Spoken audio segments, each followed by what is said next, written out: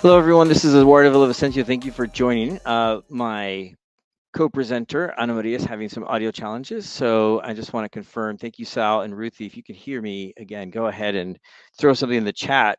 In the meantime, I think it looks like, and our Techqueria team is right here. Antonio, thank you. Welcome. Great. So let's see if we can, I think Ana's unfortunately muted. And I think that's the challenge here. But I see a couple of folks, David, Rebecca, Ruthie, thank you for joining. So let me go ahead and put in a little question just to get us going. In the chat, one of the questions I had, think back to and let me go ahead and share my screen. Think back to a mentoring relationship that you've had, hopefully a successful one. One of the questions we have for you is, let's see, there we go. Perfect. Now you see the slides, and we'll hopefully hear on us shortly. But think back to a mentor relationship that you had, and I want you to think about what were some of the qualities that that mentor had that really made the relationship work. Go ahead and type that in the chat as we get going. I'm going to share with you, here's our approach, and then we'll get on us shortly, I'm sure. And Techqueria team, thank you, whoever that is. Unfortunately, we're having a challenge with Anna's microphone, but I may have to just translate or find a way to get her on here. So again, for those of you in the chat, go ahead and think back to a successful relationship you had with a mentor. What was the most important quality that person had? And also tell us, was the person from the same cultural background as you? So go ahead and let us know. And looks like we just lost Anna, but we'll have her come back shortly.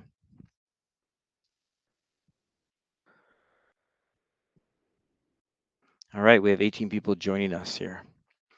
So in the chat, listening and no. Yes. So what was the most important quality the person had? Thank you, Andrea. Listening, it was definitely one of the most important. Great. And was that person from the same cultural background? No. Right. And that's actually what our talk is about today. So let's see here from other folks who are joining in as we get Ana Maria going here. Recently laid off, Jose, thank you for sharing. I'm currently open to new opportunities. Excellent. Based in the Bay. I think, Jose, I'm not sure if you are sharing specifically for our session here, but you may want to share that in the general event as well. So thanks, Jose. But yep. So Yadi is sharing that judgment free is one of the qualities, that make a good mentor. She led with kindness and understanding while also listening to your point of view. That's great. Is it Yadi? Thank you so much. And I still can't hear you. It looks like your little thing says mute, or it's muted. So, but you can hear me, it looks like. Yep. Open to availability to chat and no. Yes, Sal. So another most important quality was that they were open background. I get that. Okay. And I'll let you know as soon as we can hear you. It may be a microphone thing. It looks like it's not muted anymore. But in the meantime, for those of you who are, again, patience, Antonio says, and understanding from two great mentors to you. Excellent. And no, not same cultural background. So here's the thing, folks. My name is Eduardo Villavicencio. I'll be introducing Dr. Ana Maria here, who is working on the microphone issues. But what we're going to be talking about is something that's obviously really common, and the fact that some of us who, whether we're early, mid, or late career, we have had mentors, and hopefully they've worked. And unfortunately, those mentors have sometimes not been or not had the same cultural experience or upbringing. Now, today we're going to learn a little bit about our work that we do with mentoring and mentee relationships specifically. Let me go ahead and I'm going to introduce you and let folks know as we get folks, and then we'll just figure out what's next. So it's my pleasure to introduce Dr. Ana Maria. She and I met last year, and we've been working together. She has an extensive background in research, and specifically one of the things I love about the work that she's done is the work that she's done as a cross-cultural expert. And you can see here, Oh, good. I see another You hear instance. me? I'll let you know as soon as we can hear you. But one of the best things about working with Ana Maria is that lately I've learned a lot about her amazing writing. That's how actually we came to meet. She wrote this blog about an event that I was at, and it was just really great. Talk about oh, good. Andrea says she can hear you. You can hear me? Can you hear me? Yes, now I can Yeah. a little Okay. bit. I joined with my phone. Oh my goodness. I'm so glad this worked out. Thank you all for your patience.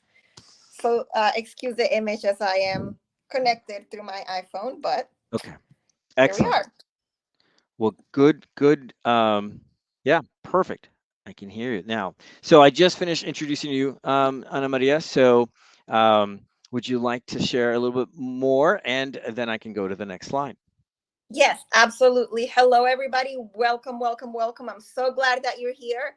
My name is Dr. Ana Maria. I'm a bilingual consultant and certified leadership coach. I'm a social scientist with a PhD in Latin American Studies from Tulane University. And I have over 15 years of experience in leadership that span corporate, nonprofit, as well as the education sector. And I'm really passionate about something specific, which is the intersection of Latinidad and leadership. So if you find yourself as somebody who's interested about that intersection, you are in the right place. So I'm really excited about today because we're going to be discussing our focus, which is to partner with organizations to build mentorship programs for Latinos.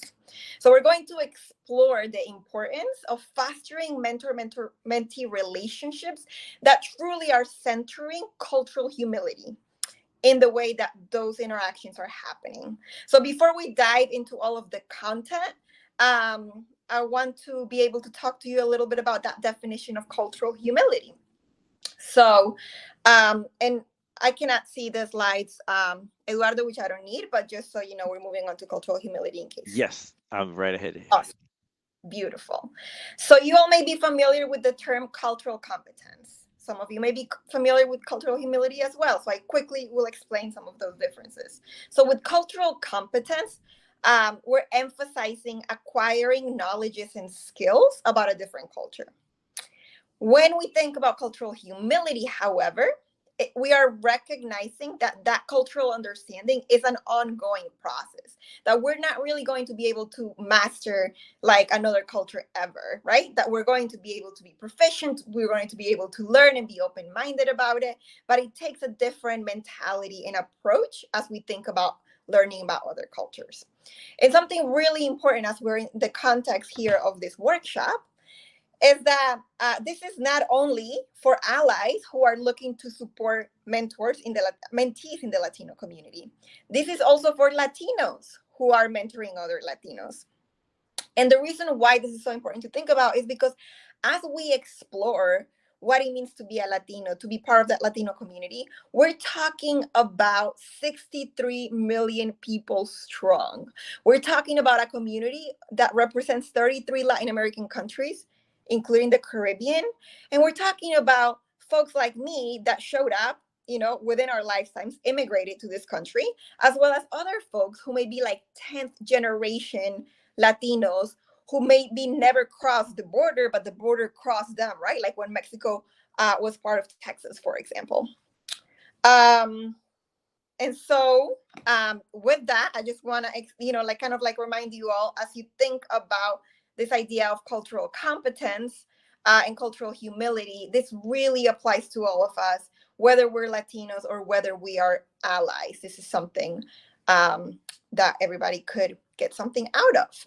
All right, my screen's kind of shifted. Eduardo, are you still here? Hmm. Here you are. Yes, and it looks like my sharing stopped. Hold on one second. Let me put it up again. There we go. Beautiful. So I'm gonna hand it over to you, Eduardo, so that you can tell us a little bit about your wonderful self.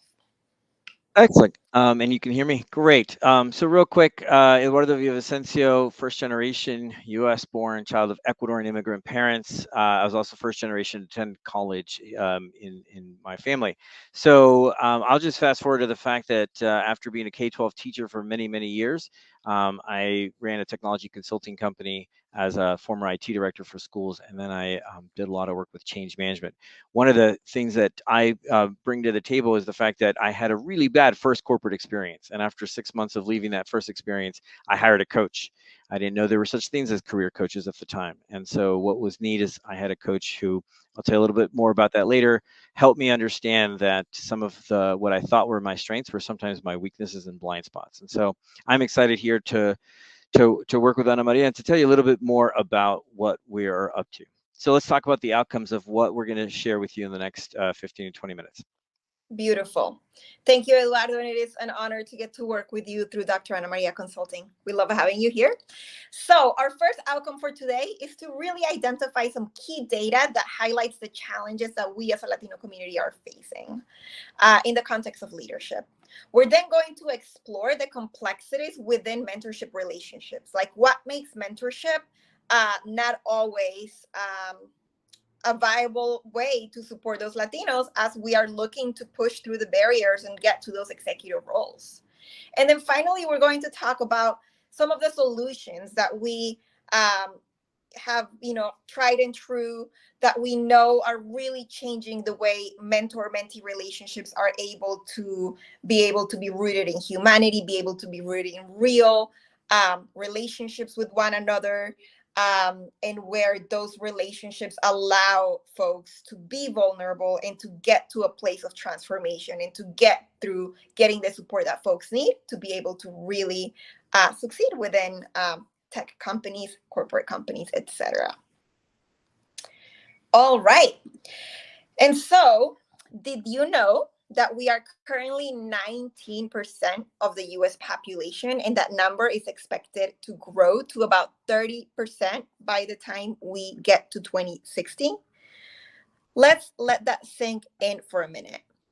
In about 35 years, the Latino community is going to be 1/3 of the US population. And that represents a growth from 63 million Latinos to 111 million folks. When it comes to economic power, if the Latino community in the United States was a country, we would have the 5th largest GDP in the world. That means that we would have the 5th largest economy. And this was valued at $2.8 trillion in 2021. Culturally, Latinos, Spanish, the Spanish language, is the second language most spoken in the United States. And it is projected that by 2050, the United States will be the largest Spanish-speaking country in the world. And then finally, I want to think a little bit about the workforce. The median age of Latinos is 30 years old, whereas the median age overall for the population in the United States is 38 years old. So what does that mean? It means that Latino youth and entry-level folks are a critical part of shaping the state of the future, shaping what the United States will look like, right? And so the data is clear. There is a really strong business case to focus on the Latino workforce. And so that's something that brings me a lot of pride, something I'm really excited about.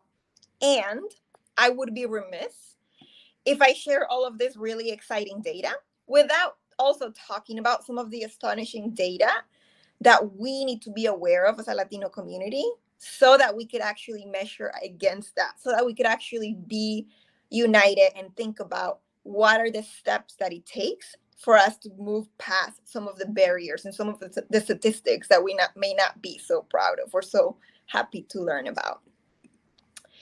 And so on that note, even though we are 19% of the US population, only 8% of Latinos are making it to entry-level tech jobs. That's already lower than the number for Latinos making it into corporate jobs. And if we disaggregate that data a little bit further, Latinos who are getting tech jobs that are technical are only 7%, right?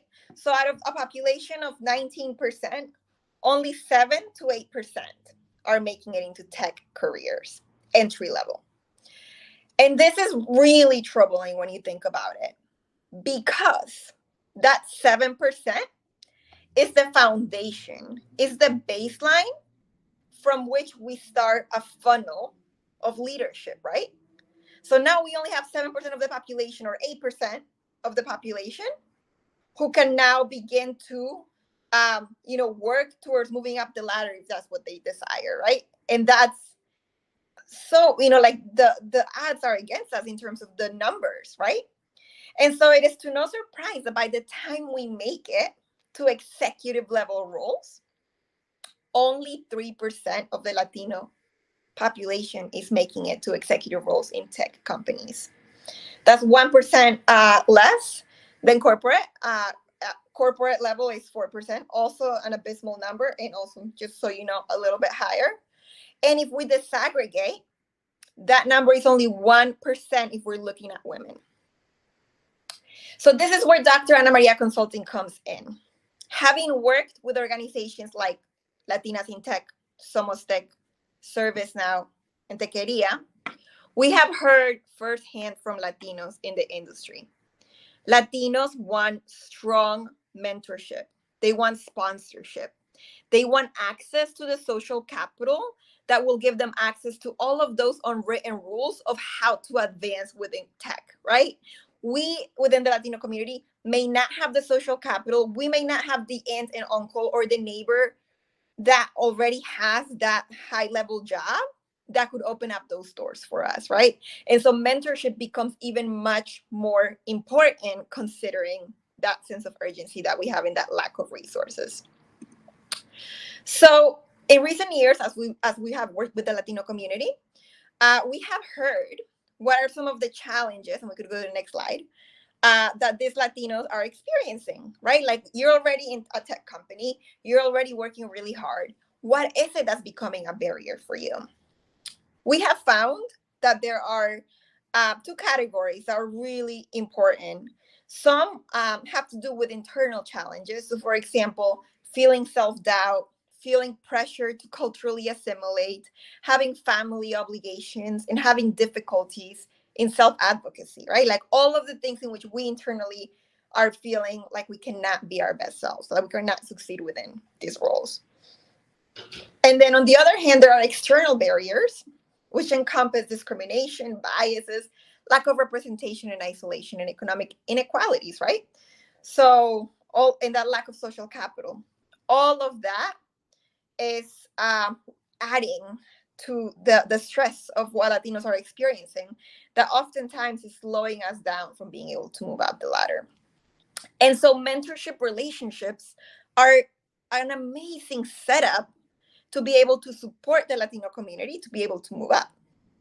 However, there are some factors that influence those relationships, and that we have heard from people, from mentors and mentees, that it really does not allow for them to be able to have the support that they need. And so even though those relationships exist, they're not achieving the goals that they want. And so in the next slide, you'll see that I outline two of the reasons, two of the factors that really influence those mentorship dynamics. The first one is power imbalances. In mentor-mentee relationships, there's already a big power imbalance, which oftentimes is okay, right? Like, it is good for the mentor to hold a certain level of having experience, knowing some answers. And we need to be really aware of how that dynamic is working out and how we're supporting both the mentor and the mentee, so that both of them are feeling psychological safety, and both of them are understanding that there's also incredible things that both of them are adding to that relationship. And then the second piece where people often find challenges is around psychological safety. We're hearing from mentees that they do not want to talk about those barriers that I just discussed earlier. They're having issues bringing that up. They may feel like they're going to be judged, or if they bring that up, maybe their opportunities for promotions are even going to get worse.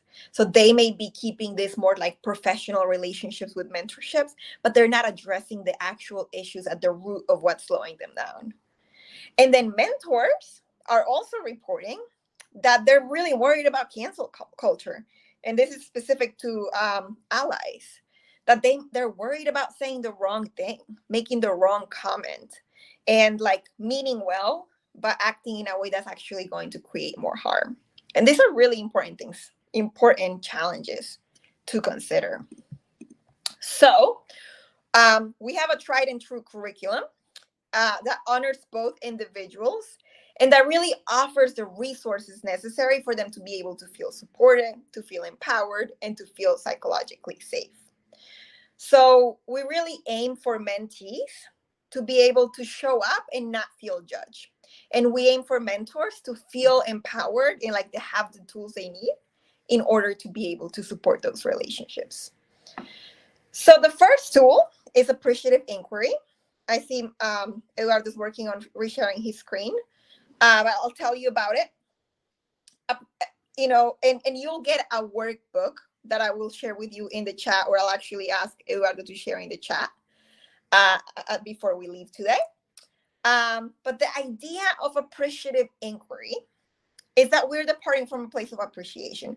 And let me quickly explain this, and then I'll hand it over to you, Eduardo. We'll skip the role play since I want to make sure we have some time for you.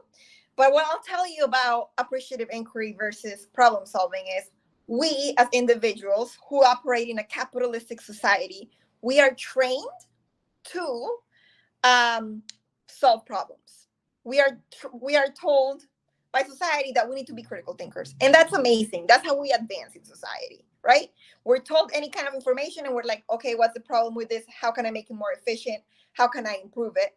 And then we come up with solutions. And that's great. That has allowed our society to advance. The problem is we oftentimes do this when it comes to other people's identities. And that's when we get in terrible trouble. We are treating other people's identities as a problem that we are trying to solve. That dynamic creates so many issues. And so through appreciative inquiry and through that chart that you see on the screen, there's a lot of ways in which we can support both mentors and mentees to be able to depart from a place of appreciation and a place of curiosity. And it completely shifts the dynamic. It allows mentors to feel empowered and secure in the way that they're engaging with others. And it allows mentees to feel heard and to not feel judged based on who they are and what they need. So there's a lot more that we could do on this if we had more time. But you will get a workbook that will offer this information, as well as another tool that Eduardo is about to share with us. So I'll hand it over to you, Eduardo. Okay. All right, Dr. Ana Maria, let's take a breath. Everyone in the chat, go ahead. If of these 4 items you see: appreciative inquiry, focus on strengths, active listening, which of these do you think would be amazing if you had a mentor that did that? So I'll leave that slide up there for a second. And at the same time, I'm going to ask you to think about, do you know what your strengths are? If you had a mentor right now, would you be able to actually say to that person, this is what I'm good at, and this is also where I need help? So go ahead in the chat. Thanks, Danielle, for that. A humanizing framework. You love it. Perfect. Well, let me go ahead. And the reason we're bringing this up is because how do we support mentors to focus on strengths? Peter Drucker said most people think that they know what they're good at, and they're usually wrong. And yet a person can only perform from strength. So taking that first component of appreciative inquiry and applying it to the developmental conversations that mentors and mentees need to have, that's what I wanted to share. Aside from appreciative inquiry, what we can do is making sure that people know what they're good at. We have a strengths-based approach to mentorship, which makes sure that both the mentor and the mentee, no matter what their cultural experience is, what their background is, right, that they can actually connect. And one of the first ways to do that is to make sure that the mentee is self-aware as well as the mentor. And sometimes we go through our whole careers not really being clear about how to talk about what we're good at. And so the model that I'm about to share with you, some of you may have heard it before. The way we see it, it deepens self-awareness, which also allows for empathy of the other person. It is a focus on individual strengths, promotes mutual respect, and it reduces miscommunication, as well as it allows a sort of mentor-mentee, very tailored development conversations. And so that's part of what I wanted to share. How many of you have actually heard about the Clifton Strengths Assessment, maybe even taken it? Go ahead and put in the chat if you know what your strengths are. If you haven't heard about it, it used to be called StrengthsFinder. Gallup produces this assessment. You can see a little of the details here. The goal is to focus in the mentor-mentee relationship on the positives, right? Building on strengths leads to success. When everyone's trying to fix weaknesses, and most mentor relationships focus on an individual development plan, trying to see what you're not good at and make it better. Great. Tanya posted her strengths in there. Go ahead and post your top 5 if you know what they are.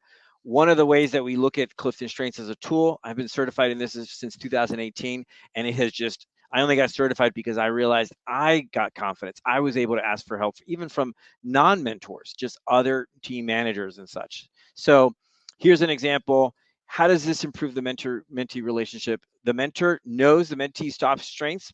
Mentor can tailor the guidance based on the actual talents, the patterns of thinking, feeling, and acting of that mentee. For the mentee, it also understands if that person understands their mentor strengths. One of the things that you can do is make sure that when you're asking for what you need in order to be successful from your mentor, you can actually communicate it in a non-judgmental way. So here are some sample developmental questions. For those of you who've taken the assessment, you can see the person on the left might be the mentor. These are all the talents of the 34 talents that show up. You can see some of the translations easily. How are some of our strengths similar? What does this mean for our partnership? Would be a great way, if you already have your strengths, bring them to your mentor, bring them to your mentee, and ask this question. What are some of the unique strengths that we each bring to our partnership? How do we add value? What do we need from each other in order to be great partners? Because we see the mentor-mentee relationship as a partnership. And that's one of the things I wanted to make sure that you get as an example, just a taste of some of what we can do with the appreciative inquiry and an assessment tool like the Clifton Strengths Assessment.